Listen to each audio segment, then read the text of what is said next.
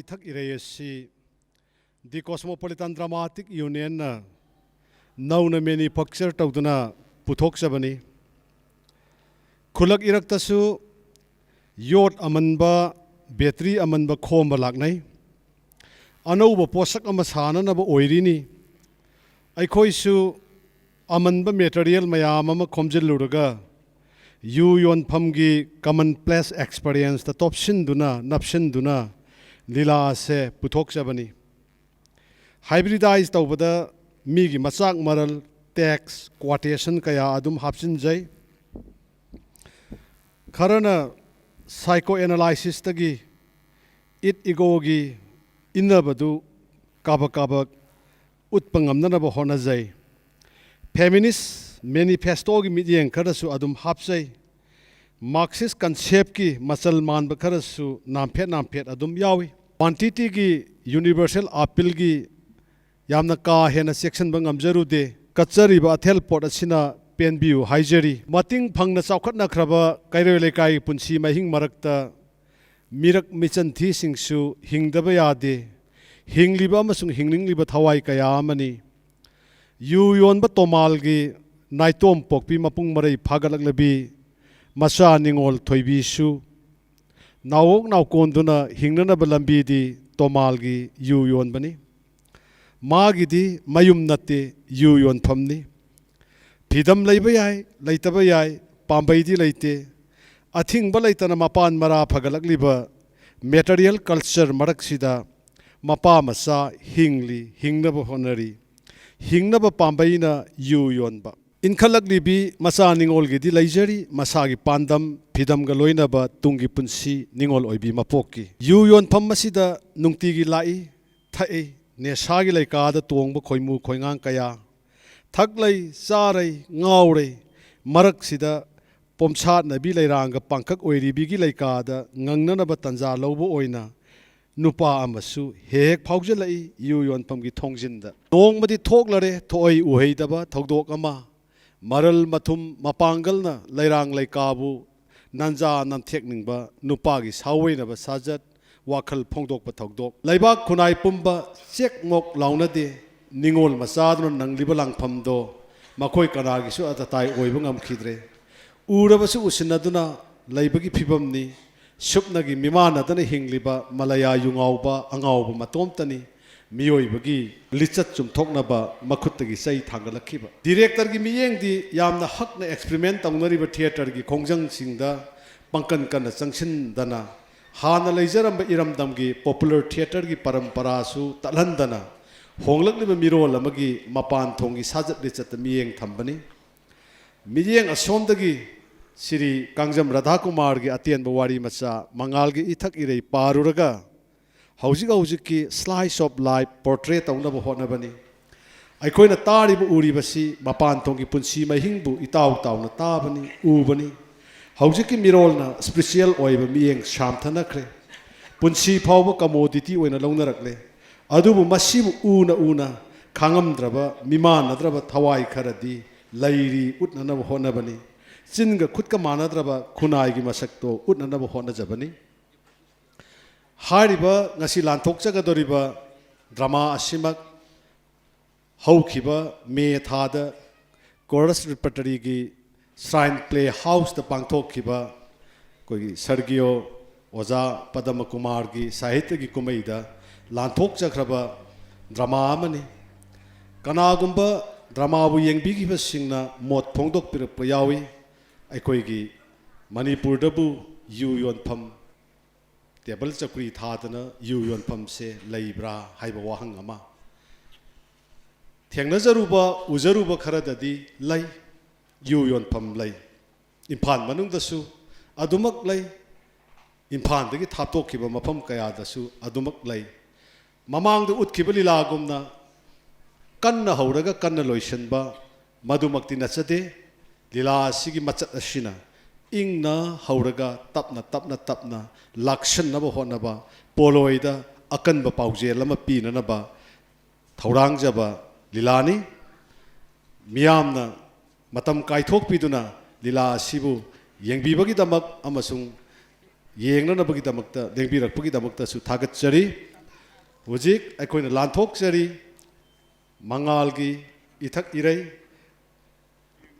ꯋꯥꯔꯤ ꯃꯆꯥ ꯗ꯭ꯔꯃꯥꯇꯥꯏꯖꯦꯁꯟ ꯑꯃꯁꯨꯡ ꯗꯤꯔꯦꯛꯁꯟ ꯇꯧꯕ ꯅꯟꯗꯀꯨꯃꯥꯔ ꯃꯣꯏꯔꯥꯡꯊꯦꯝ ꯇꯣꯃꯥꯜ ꯌꯨꯌꯣꯟꯕꯒꯤ ꯁꯛꯇꯝꯗ ꯋꯥꯍꯦꯡꯕꯝ ꯀꯨꯂꯕꯤꯗꯨ ꯊꯣꯏꯕꯒꯤ ꯁꯛꯇꯝꯗ ꯔꯤꯃꯣꯠ ꯀꯨꯃꯥꯔ ꯆꯥꯎꯕꯒꯤ ꯁꯛꯇꯝꯗ ꯃꯣꯏꯔꯥꯡꯊꯦꯝ ꯄ꯭ꯔꯤꯌꯣꯕꯔꯇ ꯂꯣꯌꯥꯒꯤ ꯁꯛꯇꯝꯗ ꯃꯣꯏꯔꯥꯡꯊꯦꯝ ꯔꯣꯃꯤꯌꯣ ꯌꯥꯏꯃꯒꯤ ꯁꯛꯇꯝꯗ ꯑꯊꯣꯛꯄꯝ ꯔꯣꯃꯤꯌꯣ ꯃꯂꯌꯥ ꯌꯨꯉꯥꯎꯕ ꯈꯝꯅꯥꯝ ꯕꯤꯖꯣꯏ ꯗ꯭ꯔꯃꯥ ꯑꯦꯛꯇꯔ ꯂꯩꯁꯦꯝꯕ ꯋꯥꯔꯦꯄꯝ ꯁꯪꯀꯔ ꯆꯤꯡꯈꯩ ꯈꯝꯅꯥꯝ ꯕꯤꯄꯤꯟ ꯍꯦꯝꯕ ꯇꯈꯦꯂꯝꯕꯝ ꯔꯣꯃꯤꯌꯣ ꯄꯨꯂꯤꯁ ꯀꯣꯟꯁꯇꯦꯕꯜ ꯑꯅꯤꯒꯤ ꯁꯛꯇꯝꯗ ꯅꯤꯡꯊꯧꯖꯝ ꯃꯨꯍꯤꯟꯗ꯭ꯔꯣ ꯂꯣꯏꯅꯅ ꯃꯣꯏꯔꯥꯡꯊꯦꯝ ꯅꯅꯥꯎ ꯁꯦꯃꯤꯅꯥꯔ ꯄꯦꯄꯔ ꯄꯥꯔꯨꯔꯒ ꯍꯜꯂꯛꯄ ꯐꯤꯔꯦꯞꯄꯒꯤ ꯁꯛꯇꯝꯗ ꯁꯨꯅꯤꯜ ꯁꯒꯣꯜꯁꯦꯝ ꯊꯣꯏꯕꯤꯒꯤ ꯁꯛꯇꯝ ꯂꯥꯡꯂꯤꯕꯤ ꯇꯣꯃꯥꯜ ꯌꯨꯌꯣꯟꯕꯒꯤ ꯃꯆꯥꯅꯨꯄꯤ ꯑꯣꯏꯅꯥꯝ ꯇꯝꯐꯥ ꯊꯣꯏꯕꯤꯒꯤ ꯋꯥꯈꯜ ꯂꯥꯏꯔꯤꯛ ꯌꯦꯡꯕꯝ ꯃꯦꯃꯤꯆꯥ ꯂꯣꯏꯅꯅ ꯃꯤꯑꯣꯏ ꯈꯔ ꯍꯧꯖꯤꯛ ꯃꯤꯠꯌꯦꯡ ꯇꯥꯕꯤꯔꯁꯤ ꯃꯉꯥꯜꯒꯤ ꯏꯊꯛ ꯏꯔꯩ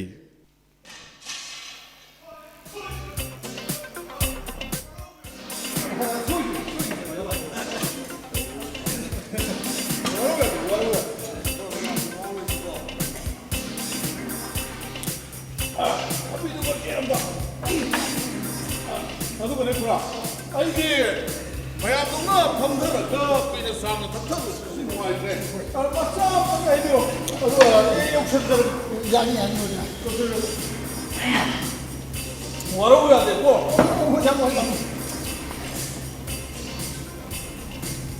ꯌꯧꯔꯦ ꯋꯥꯔꯧ ꯌꯥꯗꯦ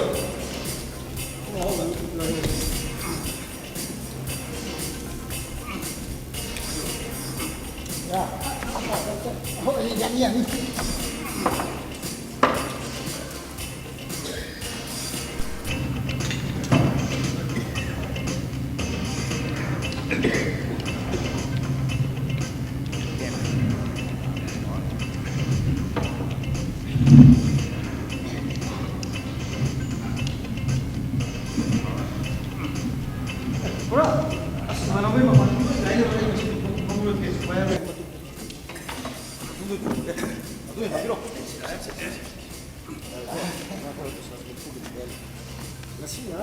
사번장 때문에 하이네. 아, 내가 이거 아도 아니 하행 나가 빠나. 브라바로 왜 이렇게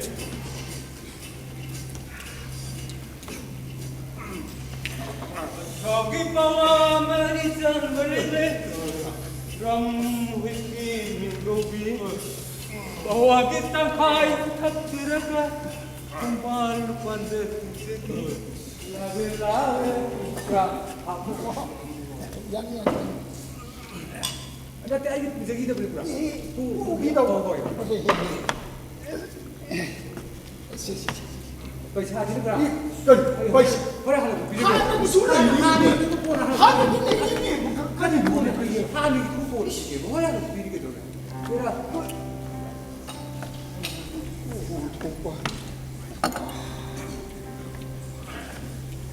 ngasi디 나 호래네 한 홀리데이네. 선대니 cái tàu kia.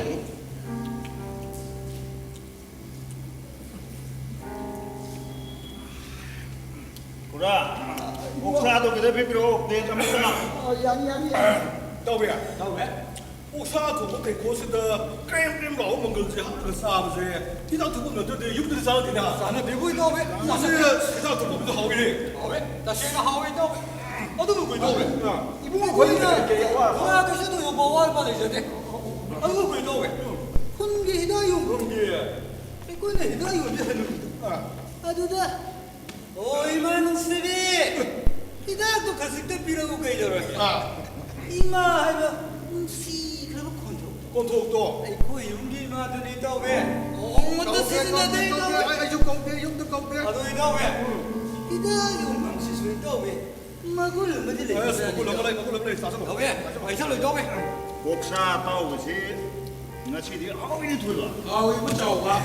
옥사 하이니 시니께 깐나게 그러가 네, 로고 로그제 아 구라 히다도 보통 딱하이 땅가. 아주 곡사 그땅 앞으로. 요리게 신네 요리게 신기 톡바 간다 자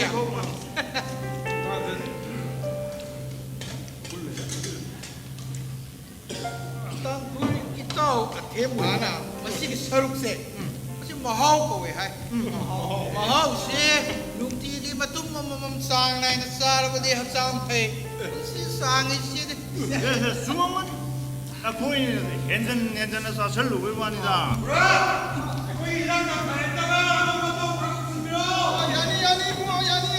그라의 영어의 엑사글라 선다 해보고 사실을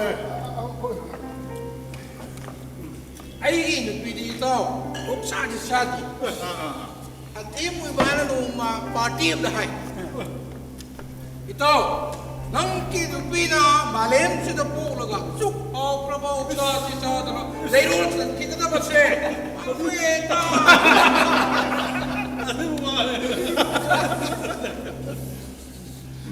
그라 아까워서 많이 던가. 뭐하고 두드려 말 아이도. I can not die again. Can I join? 손 못하미고. 바로 미안해. 나이번 관시다. 니빠는 누비 컴번바. 누비는 니빠 컴번바.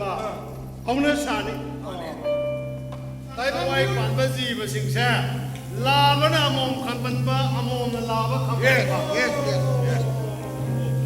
aduh ada sari maramda tijan vaigyanic amana magi research findings to paper da ponga paman laigri magi research findings ki matungni na ko oko na matada laiminari ba ok lama ok among patai mana babani na laiminari ngai sida atpo patagi la ok lama se oko andu da lairi ok lama tuna harau kokselli ai bi ai atopatagi laiba ok laba tuga oko tada laiba ok amo tuga nungsina bada ko ai bi tadi ko loina tinari he bada oko tada laiba ok laba tada harau ye hai bi ko 아니 그게 완도 없네. 나 사기 오 husband 누나. 마기 오 와이프도 아토바 누바. sorry. 아니 아토바 오 라마가 말이 내가 맞단다. No issue. No problem. No quarrel. 누나라. 피부 섹션나 정도만 난게 무슬림 커뮤니티나. 혹시 사봐야 돼. 남산에 The thing is that God knows. Aduga. Mahavir ko wo Indian yogic science the look san jab alam le ame. Mana haibada di akoi type of rioi bana se oksha matum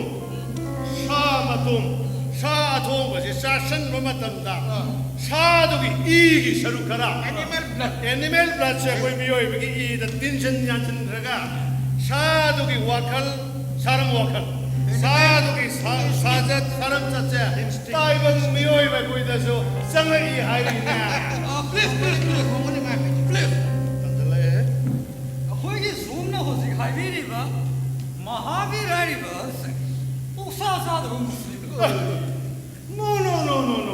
His name Mahavir itself is very much Hindu. Thank you for listening to my story. 동요.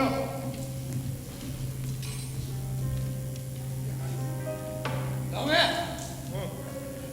पैसा पाइदिनु सालेको साग भन्दा के कमाइ आइपुग्नु कोही गाउँमा ngài khô này tay lại đi nè học đi học về hay của ai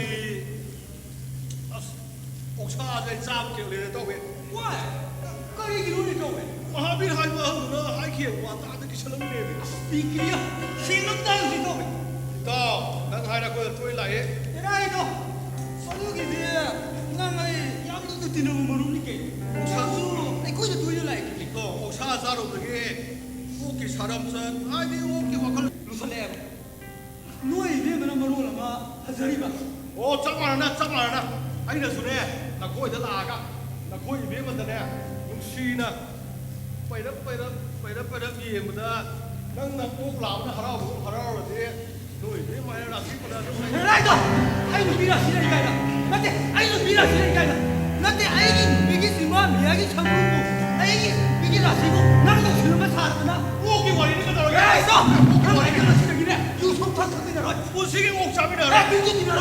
까르나 긍정 사고는 나 살아 가문에. 아이는 미파정 너무 그래. 야래 하나 나로지. 야 자기야.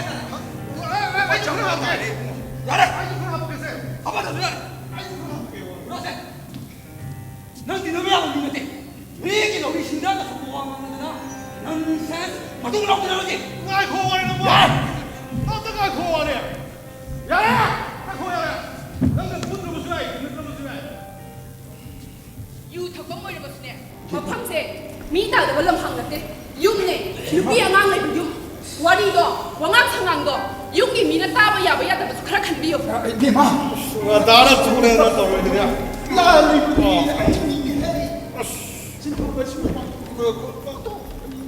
그래 엑스트라 클래스입니다.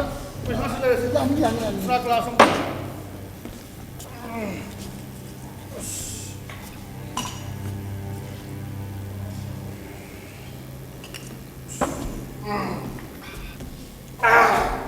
유탁과 클럼지 좁컸다봐 소리 와로 위야 되고 아들 상비오 하늘로 되고 와로 위야 되고 스투핏 유탁도 했더니 유탁과 좁컸다봐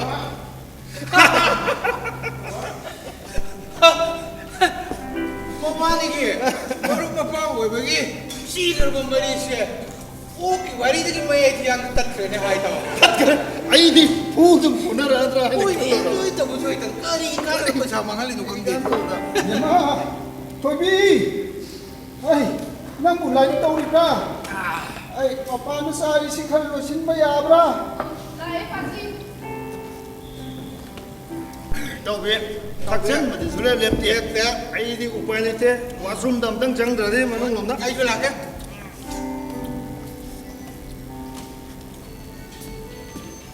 아 주라 맞는 거 없나? Ah, yan, yan.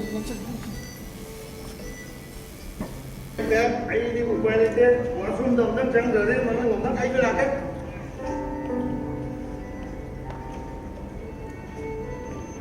아 주라 맞는 거 없나? Ah, yan, yan.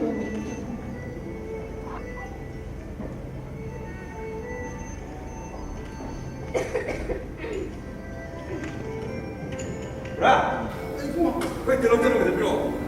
Yan, yan. 아시구라 아이고 그렇지 파라디쿠 이래고 노무다 구라라이니 거기디니 마양나 겁나봐 가만 민고기 숨 거기들 레 구라 아이고 민고 누구도 아이고 민 신카이 Oh, chingay.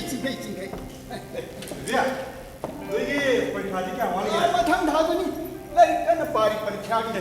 Ay, nasuhe. 라이 칼로 바로 거기가 파스토로 바로 거기 겨우 파스토르디 아 거기 면 상들아 더 마상 딱 잡고 시네고 Mang, mung sina din. 그라 멍멍멍아 투어 보면 들어가다 아이수 깐나 멍리 그라 어이 그라 야이 만홍기 때문에 참 밀어먹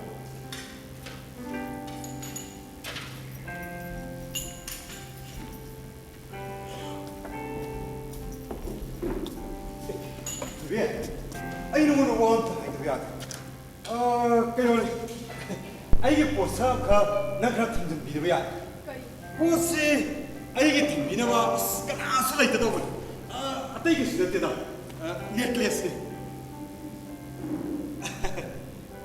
사나기 마호르망하네 아이게 머루 없는 셀 쿠크라가 싱망감되더나 마긴 비기망 섬득이 훅 뚝라가 이건 이렇게 아싸 아이게 용드다디 뿜싸이 싸이구나 탐방 모장한테 간대 세 나가 탐들려 anh ngâm mùi đâu Canada nó xin là biếu 왜?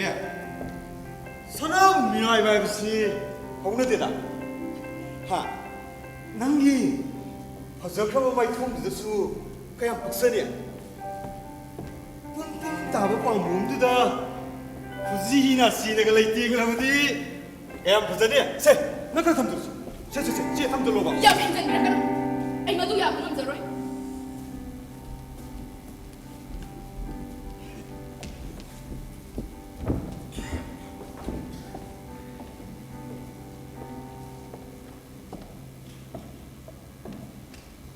ꯃꯥꯏꯊꯣꯡꯅ ꯄꯨꯔꯅꯤꯃꯥ ꯊꯥꯖꯕ ꯉꯝꯂꯒ ꯊꯃꯣꯏꯅ ꯅꯨꯡ ꯀꯟꯕꯁꯤꯗꯤ ꯃꯥꯏꯊꯣꯡꯒ ꯊꯃꯣꯏꯒ ꯆꯥꯟꯅꯗꯦꯗ 아이고야 띠라고 뭐로 타면 맞는 거야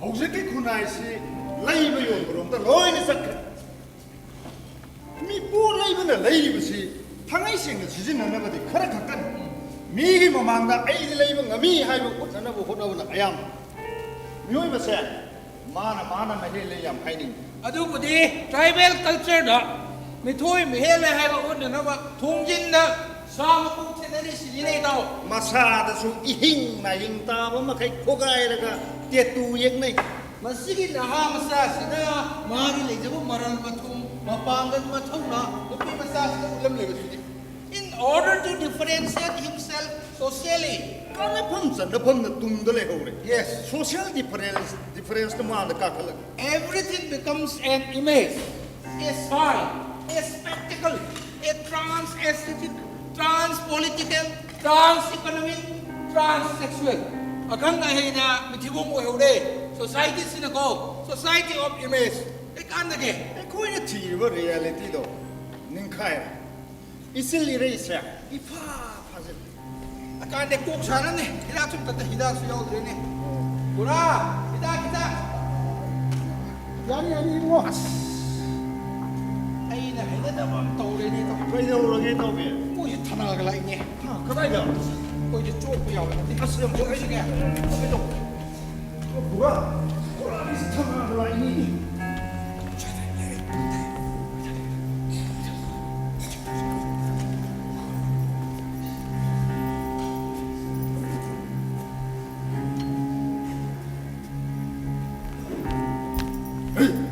그리고는 거이나 하나가 비존두가 농의에서 우몽 바르가 이게 통진매 아슬리도 내리기 까난 타고 생각하다 세 시발 합다기 믿어보 이거 수강을 화합다도 타나시고 그럼 뭐 그런 거잖아 시해라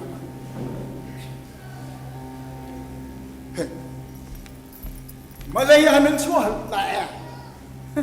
그냥 맛이.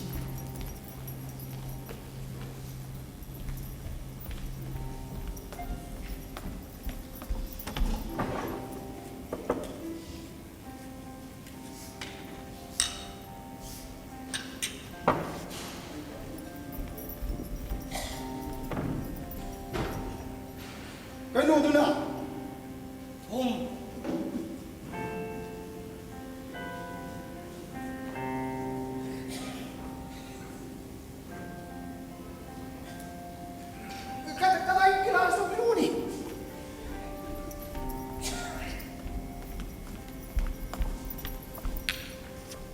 그래.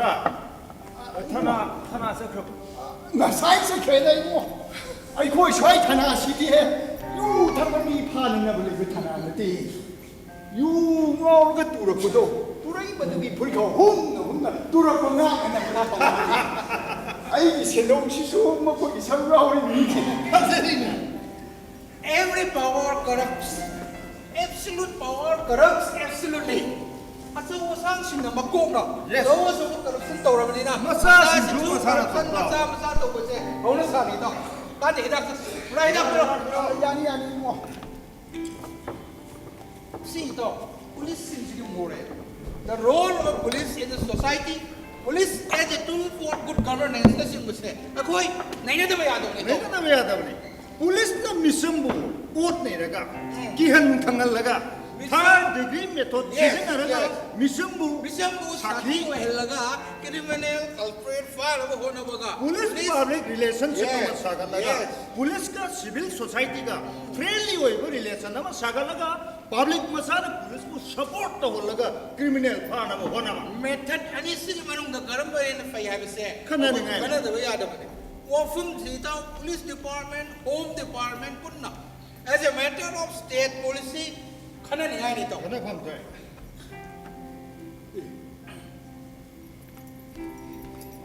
Malaya na ho ji pho handri so anadi ya chalo pura class amam ta class amam ta pura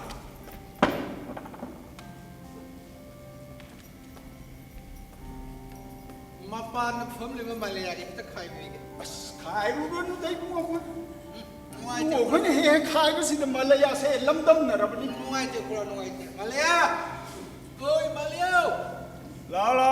lo nang ke saru le re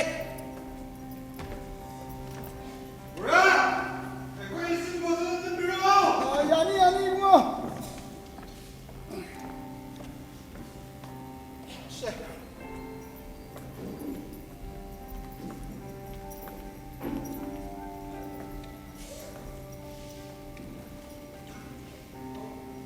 Malaya. se ai wo nei jo kra kha ke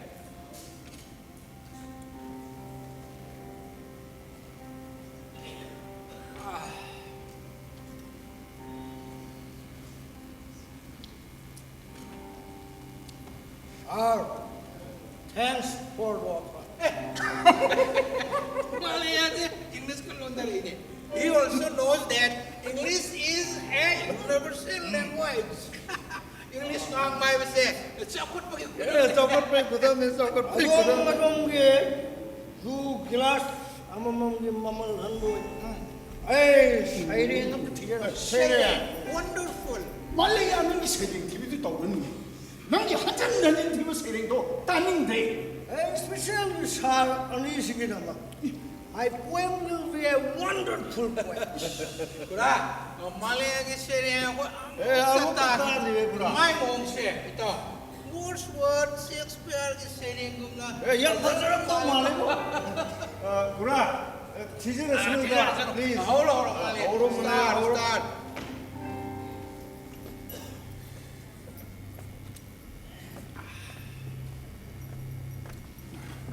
아이게 사이렌 마면 구멍아 to bi yungo hai 구멍아 yare mapam je ge tu sana sa mu di sa nei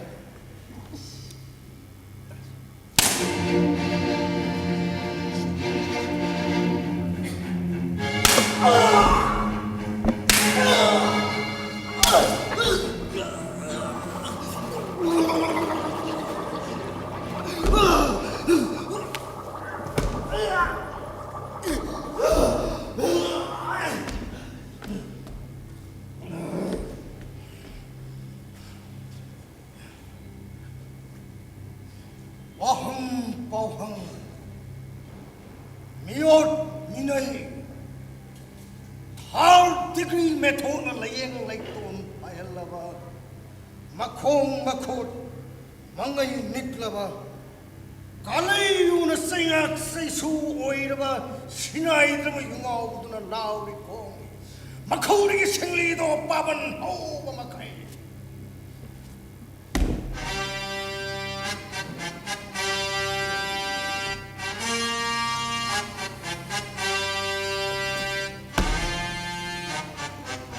아이살 맞담 먹는 담 야올로이니 까리기노 아이고 아득한 타나강이 나 토이마 사도 망인도 아로이마 소르 호닝브로 땅땅땅 마루 그야 깝크바 아이 구도 미사이 기도는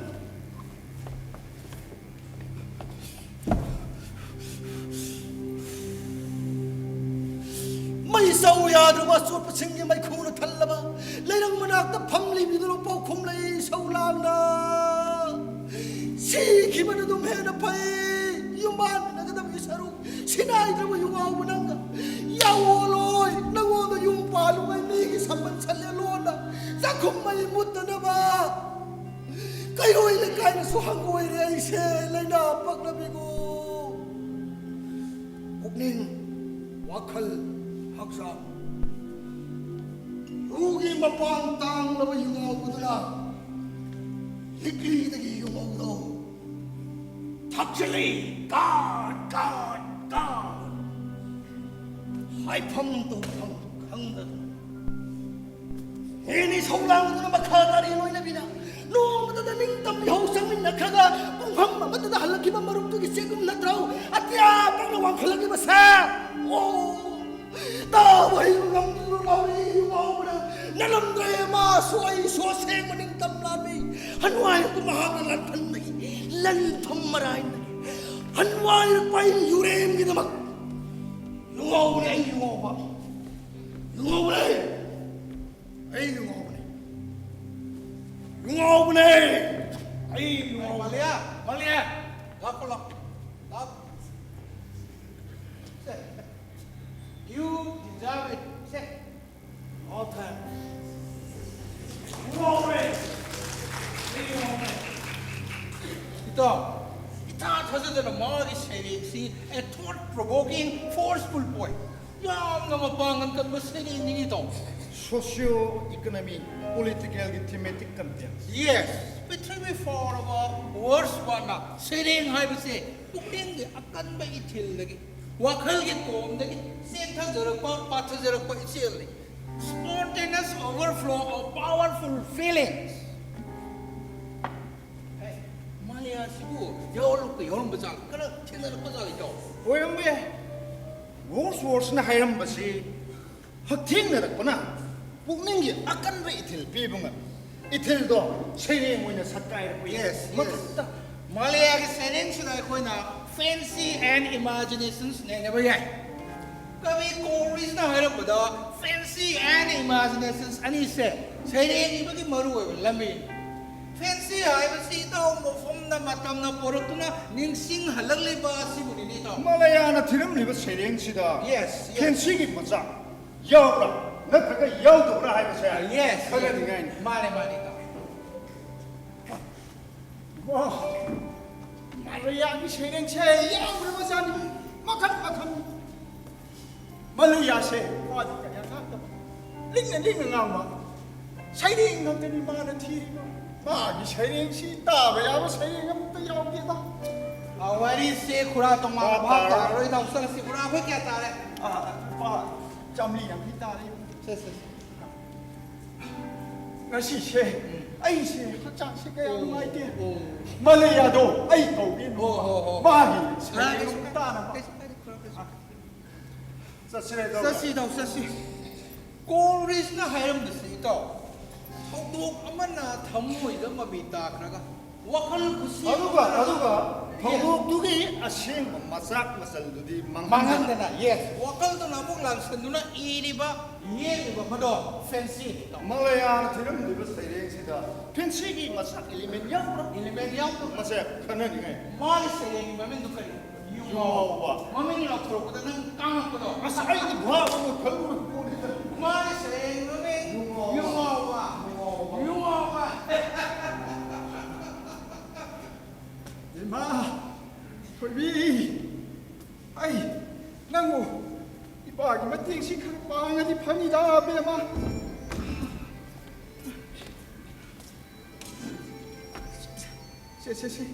시가시칼 아무데 팽동 잡고 아이 나시디 학장체 그런 아이디 아무데 팽동 잡고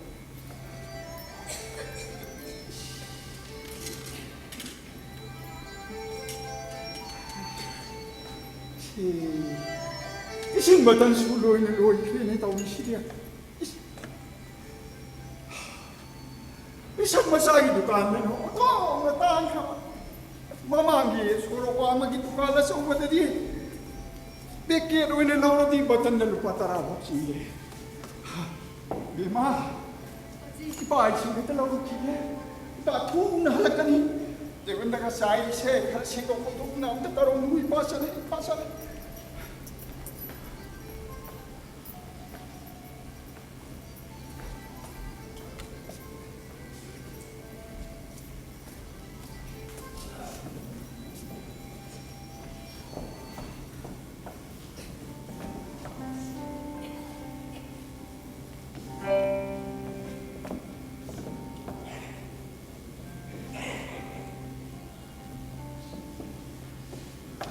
Thủy Furadi, Bộ này vợ.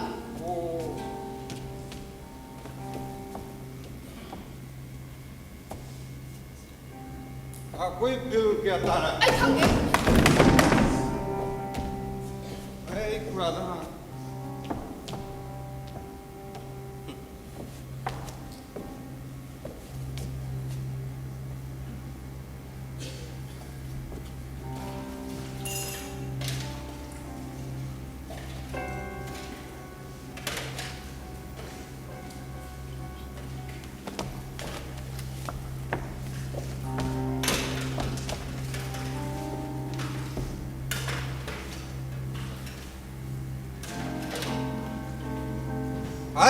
Ai chỉ cái gì nè? Ai cái biểu đồ cầm đâu rồi cái? Cái gì? Cái gì đó yarni ấy số. Bắt đầu mình lấy cái. Vậy mà tôi cái mà tung ra sakai tôi kí ba, à tôi bắt ban những cái building na na cái cái. Mà tôi lupa lag ya cái mà, as lupa lag ni phu các ta và building đó, quý mình kêu bao nè. Cái gì? Nát thế này. पैसा सिंदगी वापम नंदी ने हिसाब से तुम में वाने के दरोगा हाँ करिए कहीं तो धमक सिल लिबा आए वाय कहीं तो धमक सिल लिबा हाँ मी थमक लोग हो गया नहीं कोई नोई ना लोग दूर बात थमक तो मेट्रिकुलेट आईडी क्लास 10+2 ना का याव प्रो हाँ याव है Very good news. Lain. Aina nungsiba mi lain hai.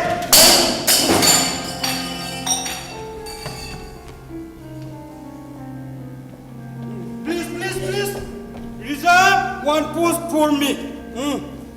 Aina kanjai mi se. Ai thamak hap yadra. Masana yadra so. Ai thamak hap yadra ko. Yadra isi ko.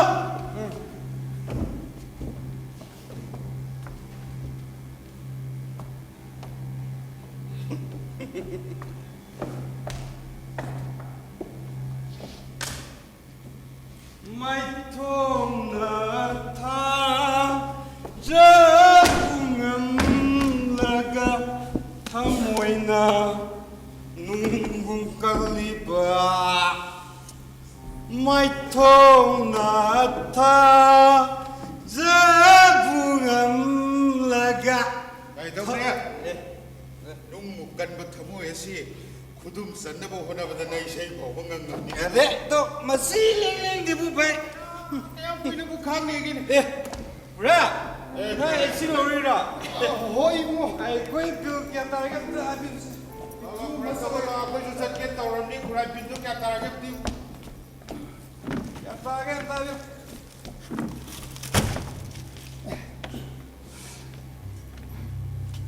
Chanipan yang kai ta ramani. thôi là kura quay là cái sai đi kurai mà nó như thế sao nó thức nó ngon nó phân nó lấy xin phân sani phải cái thật ta kura nó sẽ chụp bay bay kura nó xem ta ta là một người kura sẽ kura xem bay cái पैसा tan cái hay thế nào kura cái sabam thapam sẽ upgrade cái này nè cái tao biết không अखोइना Delhi की मुंबई की कोलकाता की बेंगलुरु की restaurant दा पुंग मतंग फंबदा पैसा क्या दे लौरी तो मैं thousands ना तो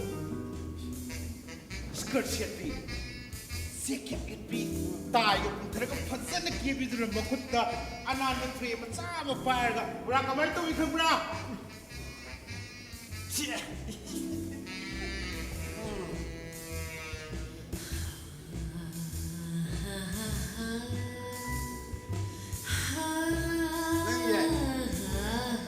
तो खरे भी खरा पिखरब कांदा स्टेज फजब म सिबगा कलाकार खरने कोई दे सही तालदे खरा अरे जगोई से ये तो रमो सर्विस सीएसटी टैक्स खरा तो मा दिसि दसु स्टेज फजब म सिबगा इसई जगोई की प्रोग्राम तो हफ्ते लगा मुतन निखाय Wah, koi soy de di aro da, ti mabila kani. कला थिंदोरी खरा मी सिदाल बिबो मपान की 5 star hotel 7 star hotel ulliba maitai jagoi ra khamba thuibi gi jagoi maipi jagoi ga du thingro na pura ma tume lao nei pura da ke lu bi ye ba pura da ke lu bi ke lao ke lao ke pura sele pura ai gi mobile phone se yaw ise mapani star hotel da maitai gi jagoi ra sa ki video recording do ai tharke pura yengu ko do pura na ma basak tani pura ai tharke ko pura video recording tharke mi pura na ko अरे वाह वाह वाह वाह tu yengu tu pura yengu pura tu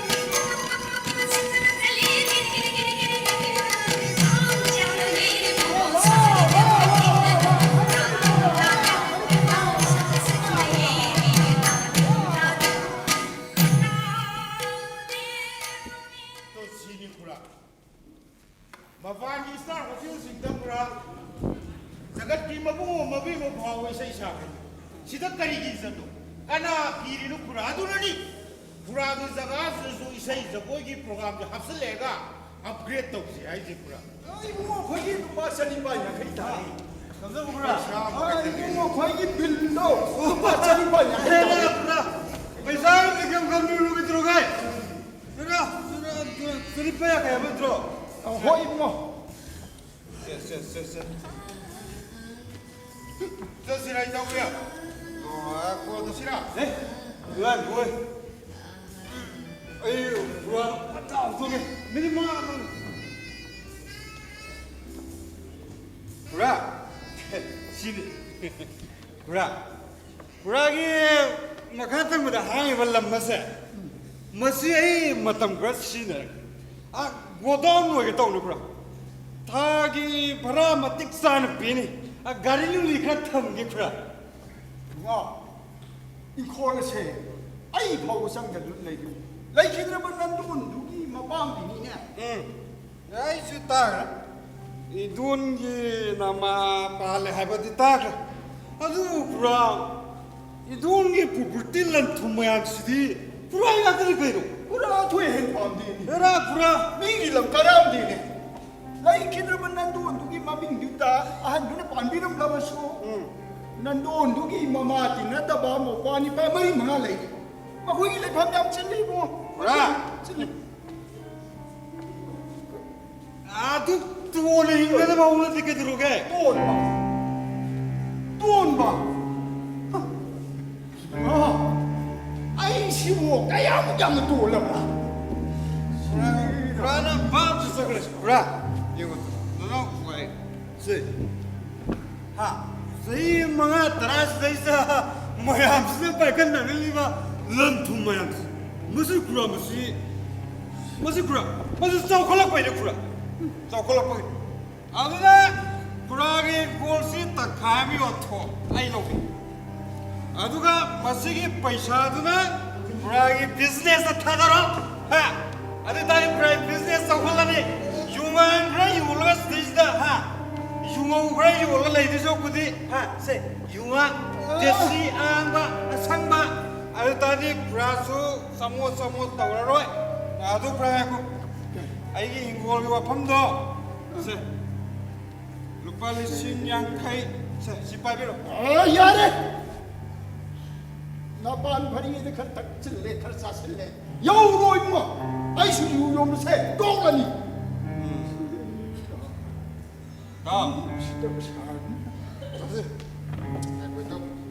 ꯈꯨꯔꯥ ꯍꯧꯖꯤꯛꯀꯤ ꯒꯨꯗꯥꯎꯟꯒꯤ ꯋꯥꯐꯝꯗꯨꯁꯨ ꯈꯨꯔꯥ ꯈꯟꯕꯤꯔꯝꯃꯣ ꯑꯩꯅ ꯍꯧꯗꯣꯛꯆꯔꯝꯕ ꯖꯒꯣꯏ ꯏꯁꯩꯒꯤ ꯄ꯭ꯔꯣꯒ꯭ꯔꯥꯝꯗꯨꯁꯨ ꯈꯨꯔꯥ ꯈꯟꯕꯤꯔꯝꯃꯣ ꯍꯌꯦꯡ ꯂꯥꯛꯀꯅꯤ ꯍꯌꯦꯡ ꯂꯥꯛꯀꯅꯤ ꯍꯌꯦꯡ ꯋꯥꯔꯦꯞꯇꯨ ꯌꯧꯔꯣ ꯃꯁꯤ ꯌꯥꯔꯁꯤ ꯃꯁꯤ ꯄꯥꯝꯕꯤꯔꯛꯑꯅꯤ ꯃꯤ ꯎꯁꯤꯠꯇꯕ ꯁꯥꯔ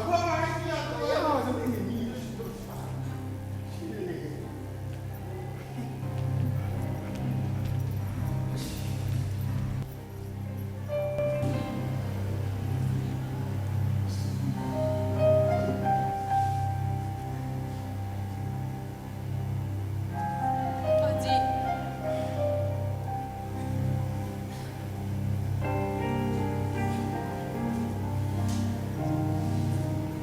ꯀꯩꯗꯧꯔꯦ ꯑꯩ ꯉꯁꯤꯗꯤ 바지ꯗ ꯋꯥ ꯑꯝꯇ ꯍꯧꯗꯣꯛꯆꯒꯦ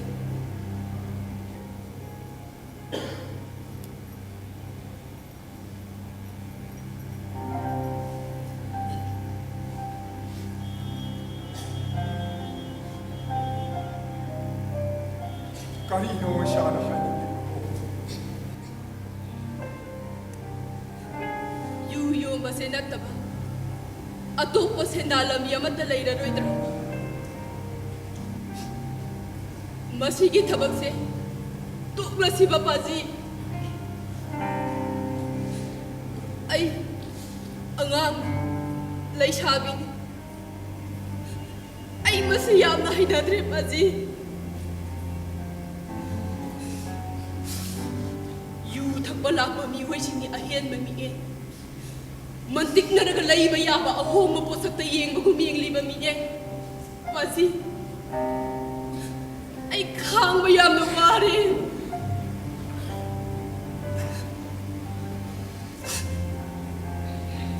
ꯑꯀꯤꯕꯁꯨ ꯐꯥꯎꯏ ꯇꯝꯊꯤꯔꯕ ꯃꯇꯨ ꯆꯣꯝꯕ ꯈꯨꯠꯁꯥ ꯃꯌꯥꯝ ꯑꯃꯅ ꯄꯜꯂꯦꯐꯝ ꯈꯪꯗꯕ ꯑꯃꯝꯕ ꯃꯐꯝ ꯑꯃꯗ ꯐꯥꯗꯨꯅ ꯆꯤꯡꯗꯨꯅ ꯄꯨꯕꯒꯨꯝ ꯑꯀꯤꯕ ꯐꯥꯎꯏ ꯑꯩꯒꯤ ꯄꯨꯛꯅꯤꯡ ꯋꯥꯈꯜꯁꯤꯗ ꯅꯨꯡꯇꯤ ꯅꯨꯃꯤꯠ ꯈꯨꯗꯤꯡꯒꯤ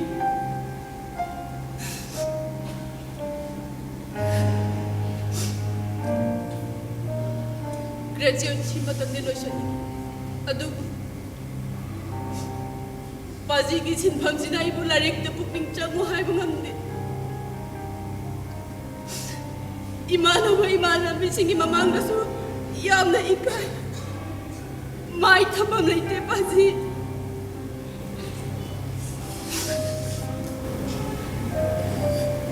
신방을 신했다고 아까 신방만 티리더니 신방만 신해 아이는 막히거든 아주 아이 아나라 시엔가라고 항장시가 센보 내가 레이다 막아 아마이 레이만 나와서기도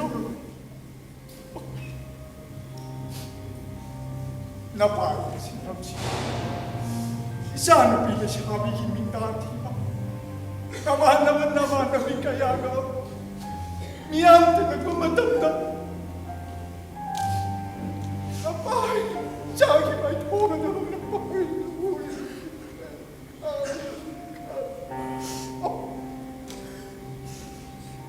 Nahaoy ni Bikayamas. Mamay takay pinakumlaga. Municipality ki waisit patsan. Paisa tali. 바지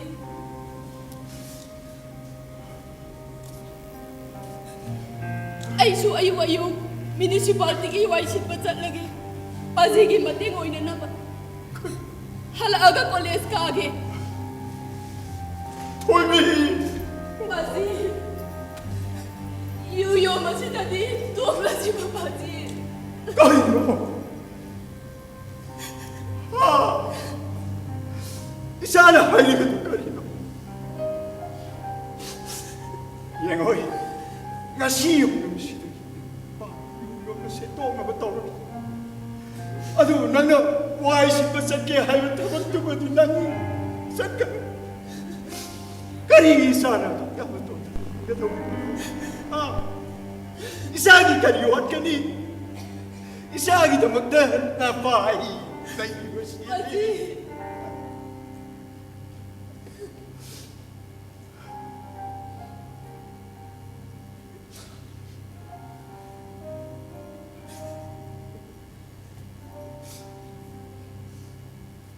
이상이 그냥 북극 자오래 땅 티르블 레이나무는 말은 아시방이 굴사 따라하는 마마도 이 밤덕에 쇠들을 묵히고 믿고 봐도 해명식이다 말 아로이고 소름 올람난 믿고도 소름 마하기 닉러마 굴사하도는 이 굴러시 바이드나 이자는 비부 마바이 밤덕시 나름 기반해 미koptugi niklawa kusado nga sa subayri ikuna sa parang kulay ta. Ay mama, sino pa yun? Ano? Isa na yung maray kikon. Mapahiya ka buhay na. Hiya ko.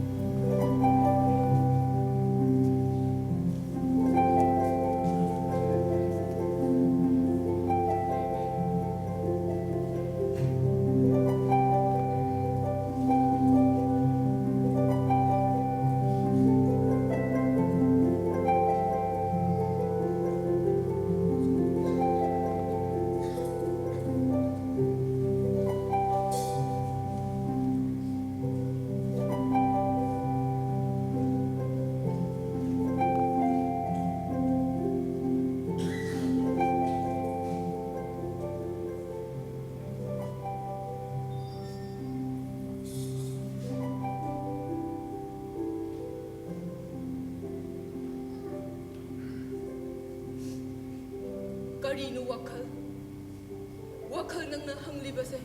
Karino khalibase hana lan thokrasira mana khoida jaba kibi phangaurasira leitingi phije phingang sana lupa arang arak watpa da hinnaba wakal nang nakhalibadu karino thamoy gi oiba nuksiba haibadu machet amatta yaudana lalon mon ko thamoy gi oiba nuksiba